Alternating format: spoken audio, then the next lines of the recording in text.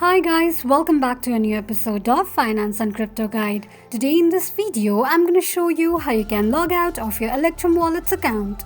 Keep watching the video till the end.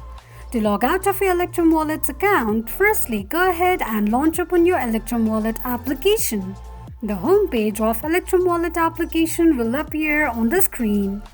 Now to log out of your Electrum Wallet's account, you simply need to close the application. Once you do that, you will automatically be logged out of your Electrum Wallet in no time. Here I'm going to close the Electrum Wallet application. Confirm closing of the application by tapping on yes. Now to log into your Electrum Wallet's account, open your Electrum Wallet application, enter a password associated with your Electrum Wallet's account and tap on the tick mark icon. This is how you can log out of your Electrum Wallet's account quickly and easily just in few steps. If you have any thoughts or queries, let us know in the comments section.